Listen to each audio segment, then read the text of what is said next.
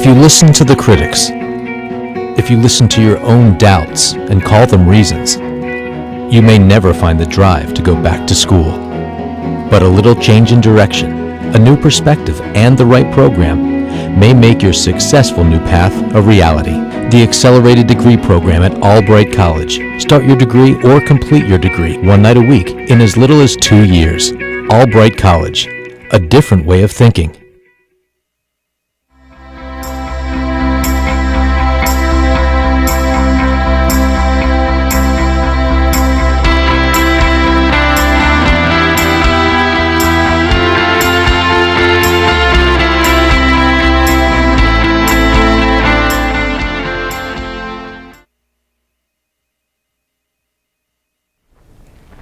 Good evening, and welcome to the Albright Scholar for June 2016.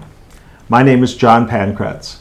I teach history at Albright, and each month it's my privilege to welcome BCTV viewers and residents of Greater Reading to take a glimpse inside our learning community up here on North 13th Street, to look at the work being done by students and teachers, and to think about its impact upon all of us. Well, it's summer, and I know you think we're on vacation, but I will tell you that Albright College is intellectually alive and well and kicking over the summer months.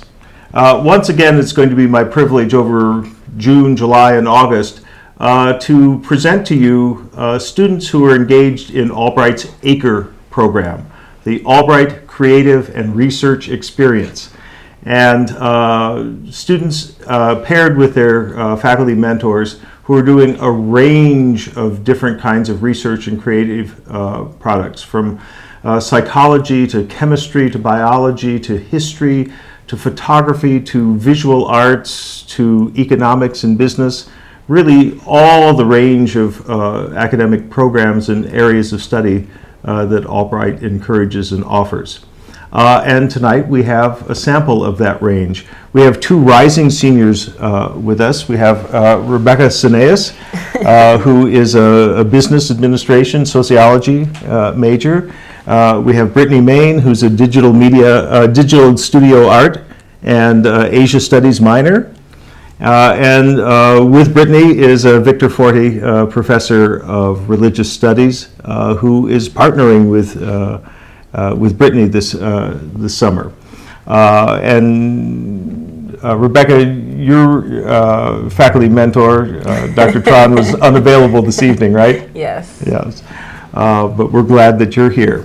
I think our studio or our home viewers are probably wondering, why would students spend a perfectly lovely summer holed up in a college doing research, doing hard intellectual labor, rather than going to the beach or working as a waitress?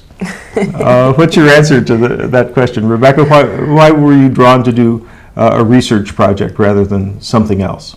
I actually waitress, so. Okay. You're doing both. No, I could have been waitressing, but this is like a much better opportunity for me. And plus, like going like on alternative spring break for a week in Haiti doing field research. I felt like this would be a better way to, spend my summer doing research on Haiti, because I'm actually Haitian American. Right. So for me, it was a really good topic. And then what really motivated me was just kind of trying to find something to work on their economy, and my sustainable agriculture project will do that. Great, and we'll talk more about the project itself, but it's coming out of a deep personal interest, a personal connection to your topic. Yes. And then some sort of pre-research that you did during spring break. Yes, I did some field research out there. Great. Brittany, what about you? Why were you drawn to devote a whole summer to this hard creative work? Well, I don't see it as research. I see it as like kind of a hobby to me. Okay. So adding on to what I have experienced and learned throughout my college year, and also my study abroad in Thailand, it kind of grew into something that I wanted to further myself and push myself into doing, and along with my professor, who also had guided me and helped me to want to further what I feel like I want to accomplish. Okay, so pushing yourself. I think that is the case with all of our ACRE students, that it really is an extra set of labors, but you're pushed by your own curiosity, you're drawn to know more than you did before, and to come out of it with a kind of a product, right? An intellectual product, a creative product. Now, Victor, you were in at the inception of Brittany's graphic novel project. Yes, it really just started last, and this is usually often the case with ACRE projects. right. It really started with a course. So Okay. Brittany was in my Buddhism Across Cultures class last spring, and we actually read some examples of biographies of the Buddha, and actually one of them was a Japanese, one volume from an 8-volume manga series that was written back in the 1980s. And that started to spur her interest, and she's the one who came to me with the idea of doing the project. But knowing that you'd probably be receptive and that you understood the background, the historical and theological background. Yeah, well, that's another great thing about doing the ACRE projects is it does give the faculty opportunity to do a nice variety of projects, things they might not have done otherwise. Yeah, you haven't done a lot of graphic art yourself. Right. So I get to work with an artist and then also work within my own field, and think about the biography of the Buddha more than I might have otherwise. And in fresh ways and Yeah. new ways as well. Right. Right, so it's really useful and stimulating for both of you. Yeah. And I think the other thing we should point out is that Brittany's not your research assistant, right? It's not right. the case that you have something in mind that you're already doing and you need somebody to help you and take notes and get coffee and stuff like that. Right, The student really is the creative agent and the researcher in these projects. So it's a wonderful kind of collaborative model. Right. Yeah, I mean, I wouldn't be able to do the project unless, I was working with Brittany, Right. yeah, because of the artistic enterprise. So, yeah. No, that's Yeah. exciting. That's exciting. So Rebecca, tell us a little more in detail of what you're studying. You're looking at agriculture in Haiti. So pretty much my topic is sustainable agriculture in Haiti, its antecedents, the factors, the outcomes, and the international experience. And by sustainable, do you mean ecologically sustainable or economically sustainable? Actually, both. Something that just lasts them for the future, like just Okay. prepares them for future generations. So pretty much what my project is, what I'll be doing is I'm doing a literature review to just get any background research on the topic of Haiti. Whatever economists and agricultural economists have written. Whatever's been done and whatever studies have been done, and also whatever models have been previously created. So I'm going to use that, and then I'm also creating a sustainable model of my own. So what I'm doing is I'm looking at Haiti, how they do their agriculture, and then I'm using another country, which is Jamaica. So I decided to choose another country within the Caribbean to kind of work with to see, do a SWOT analysis of Haiti, their strengths, their weaknesses, and then also Jamaica, their strengths, their weaknesses, and then use that to create my own model to better sustainable agriculture in Haiti. It's a fascinating topic. Haiti, the island of Saint-Domingue, used to be the most productive agricultural land in the entire world 2 centuries ago, and now it practices different forms of agriculture and is not as wealthy. In fact, it's a very poor country by economic measures, at least. So the idea of different ways of doing things is already there in the history of the country. Yeah. Will this your research involve another trip to Haiti, or?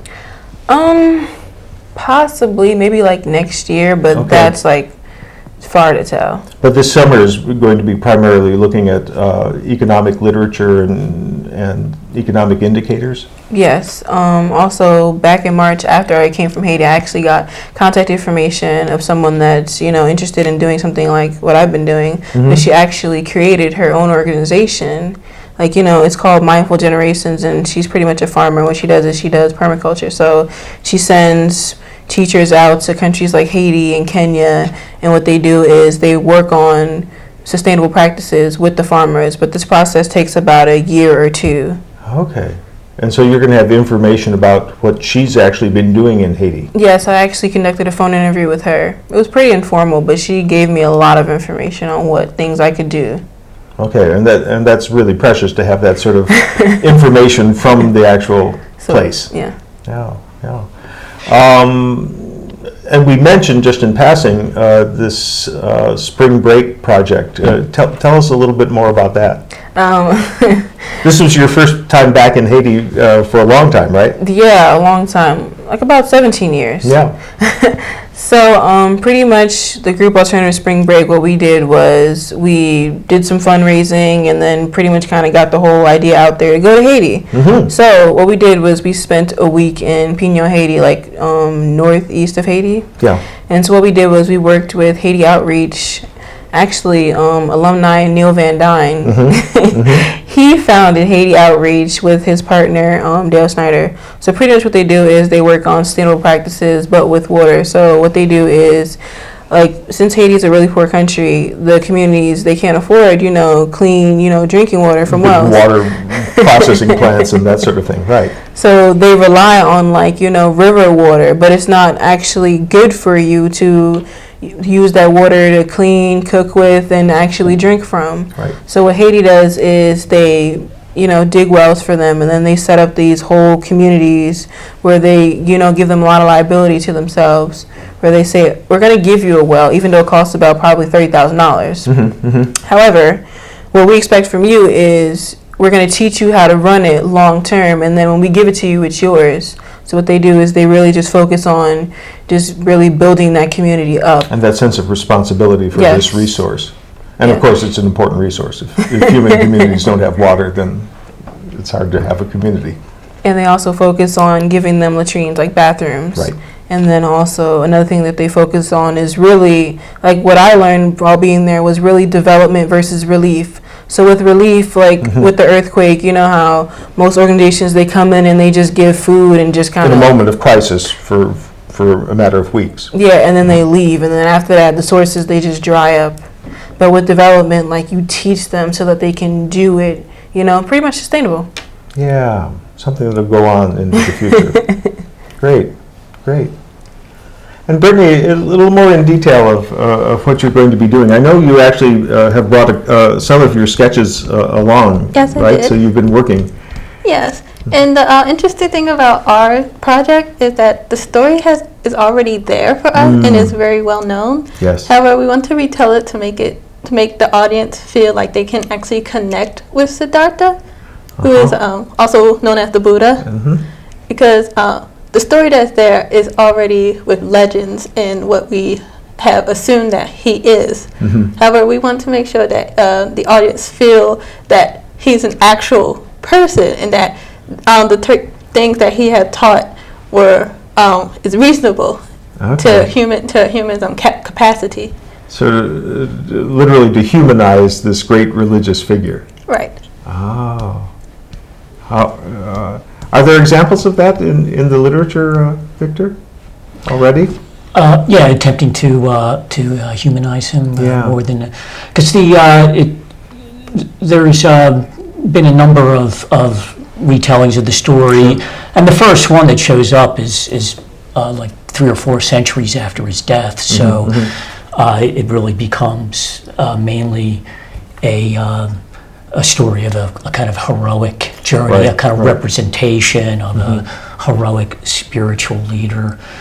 And then, of course, very recently, when Europeans and Americans become introduced to Buddhism, which has been very recent, really only in the last 120 years or so, a number of people have written the story as well. Edwin Arnold, The Light of Asia, was probably the first one in late 19th century. Jack Kerouac wrote a book on the Buddha's life.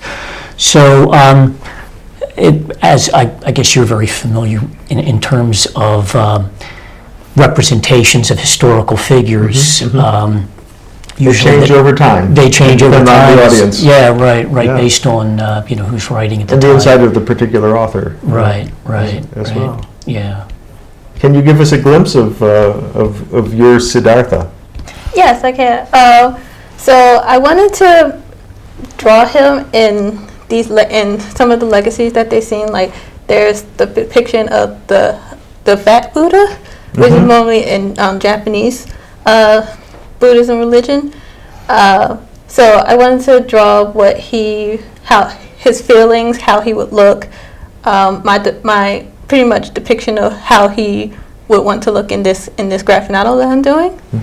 And so when I'm thinking about making this his environment, I look at some of the Hindu art and some of the evidence that we do know about him. And so you're grounding it in sort of historical reality. Right. Ah, okay. Yeah, so we are reading some historical studies, what can be known about him historically. So it's somewhat limited, his historicity. Although we know he's a historical figure, the details are somewhat limited. Right, because So the you- first texts are Right, considerably after he right, dies. Yeah. right. So it does give you a great deal of creative space. You're telling the framework, but when you're putting together the details of the framework, it does give you a Some great things that you deal. might like to know that you don't know. Right, exactly, right. So we're attempting to create certain dramatic tensions within the story, right? Well, you've brought in some sketches, haven't you, Brittany? Yes. Why don't we see if we can call those up? There. What are we seeing? This is Siddhartha. This is my version of Siddhartha. As a child? Yes. And further, as I go further into the project, he'll grow up, and the story is that when he's 27, he leaves to he leaves his comfort life in order to find the answers that he's looking for. The next one. So this is the pen. So we wanted to make a environment telling how life was in late Southwest India, and so there's a lot of sarnas. Sadhus, yeah. Sadhus, yes. Sadhus in the forest, and they have to watch out for tigers. So we kind of wanted to depict what the environment sort of looked like back then. And this is Lumbini. This is the place where Siddhartha was born, and where he found renunciation. Was it? This is where he's born. Actually, his mother, according to the story, his mother was traveling and left the city where they were centered, Kapilavastu, which would be modern-day Nepal. So the part of the tradition is that when the wife would have a child getting ready to give birth, she would actually travel back to her original home, to her original family, and have the child there. So she's traveling, and so she has in this other town in Lumbini. So you can go there today. There's a shrine there. Where Yeah, I apparently, think other religious figures were born sort of on the road. right, as it right, were, yeah. And you're working with pen, with pencil, with Pen other and ink. media as well? Pen and ink, and I hope to work on Photoshop for my edits. So you're going to photograph your sketches and then edit them digitally? Right. Wonderful. And colorize them as well? And Mostly just gonna be black and white. oh, it will be black and white. Okay. And do you hope to bring this out in an online form, or do you want to get it printed on paper, or? I hope to get it online first, and then maybe in the future I could get a publisher to print it out. Right. Have the work out there, have it seen, and then if it seems attractive enough, and if it gets enough hits in its digital form, then maybe as a book as well. Great. Well, I mentioned that you're a rising senior. Not to rush you, but do you have some thoughts about post-graduation, what you'll be doing? Post-graduation, I hope to either get my master's or continue creating my web design, my graphic novel. Great. Great. So and you read a lot of graphic novels as well? Yes. So it's a medium that really communicates well. Mm-hmm. Great, great. And Rebecca, what about you? In terms of your study, do you hope to present that at conferences or publish it as a paper, or do you actually hope to put some sort of program on the ground in Haiti? For now, what I plan to do is just go to conferences, talk about it, and also what me and Professor Tran were trying to do is we're trying to actually work on being accepted into publishing for one of the journals coming up soon.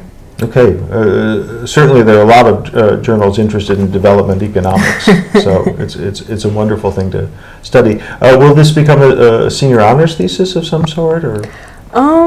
No, because I mean, for me personally, I don't have to do a thesis Right. for my majors, but this would pretty much be like my thesis if I had to do a thesis. Yeah.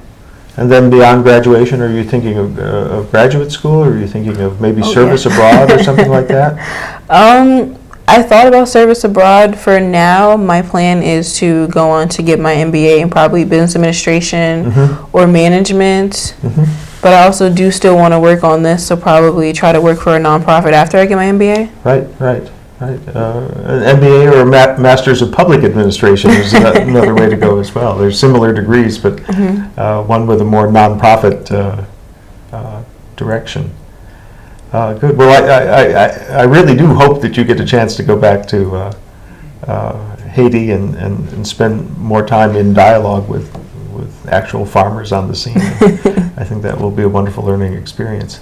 And I forget, Brittany, we were talking earlier before we came on the air that you spent, was it a whole semester in Thailand or a whole year? Yes, I spent one fall semester in Thailand. So do you see Asia in your future as well? Yes, I do. I hope to get my master's in Taiwan. Okay. So, and do you speak Chinese yet? I speak a little bit of Mandarin. Okay, great. Well, that's going to be a wonderful gift. In some ways, these two projects certainly are complementary, but they also show the diversity of work being undertaken by students this summer. And so I'm really grateful to you both for being on the show. We'll be back again in another month's time, and I'll have a couple more students and student teacher teams engaged in summer acre research. So that's our show for tonight. We wish you a good evening, and we'll see you again in July. Good night.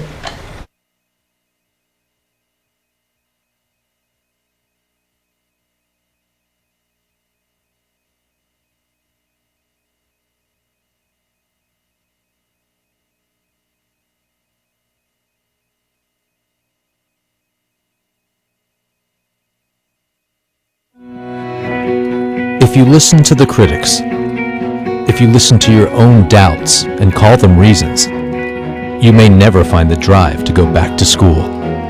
But a little change in direction, a new perspective, and the right program may make your successful new path a reality. The Accelerated Degree Program at Albright College. Start your degree or complete your degree one night a week in as little as 2 years. Albright College, a different way of thinking.